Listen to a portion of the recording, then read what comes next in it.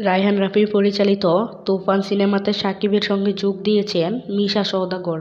এই তথ্যটি নিশ্চিত করেছেন মিশা সওদাগর নিজেই। ৪ এপ্রিল মিশা তার ফেসবুকে একটি ছবি শেয়ার করে ক্যাপশনে লিখেছেন, সবাই স্বপ্ন দেখে, পৃথিবীতে অল্প কিছু সংখ্যক লোক স্বপ্ন দেখায়, তাদেরকে বলা হয় স্বপ্নদ্রষ্টা। তুমি তাদের একজন। শাকিব খান। মিশা সওদাগর ও শাকিব খানকে পাওয়া গেছে কলকাতার একটি জিমে।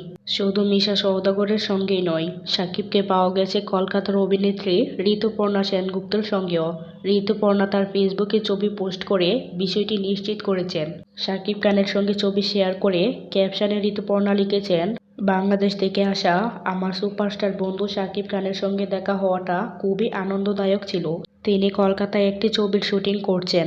এপ্রিল মাসের মাঝামাঝি সময় থেকে সিনেমার শুটিংয়ের জন্য কলকাতায় আছেন শাকিব খান। রায়হান রাফি পরিচালিত তুফান সিনেমাটি কুরবানি ঈদে মুক্তি পাওয়ার কথা রয়েছে। এরই মাঝে শুটিং সেট থেকে বেশ কিছু ছবি সোশ্যাল মিডিয়াতে ভাইরাল হয়েছে। ভাইরাল হওয়া ছবিগুলো দেখে দর্শকদের আগ্রহ যেন আরও বেড়ে গিয়েছে। শাকিব খানকে নিয়ে আরও একটি তথ্য জানিয়েছেন নির্মাতা অনন্য মামুন। অনন্য মামুন জানান, ক্রিয়েটিভ কালচার ক্যাটাগরিতে আরব আমিরাতে গোল্ডেন ভিসা পেয়েছেন ঢালিউড সুপারস্টার শাকিব খান। 10 এপ্রিল এই অনুমতি দেয় আমিরাতের কালচারাল ইনস্টিটিউট। বিভিন্ন সময় বলিউডের সেলিব্রিটিদেরকে ক্রিয়েটিভ কালচারাল ক্যাটাগরিতে গোল্ডেন ভিসা দেওয়ার খবর গণমাধ্যমে দেখা গেছে, যাদের মধ্যে বলিউডের শাহরুখ খান, সালমান খান, সঞ্জয় দত্ত অন্যতম।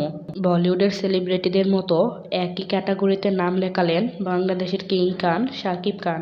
দর্শক, আজকের ভিডিও এই পর্যন্তই। এতক্ষণ সঙ্গে থাকার জন্য ধন্যবাদ সবাইকে। আল্লাহ হাফেজ।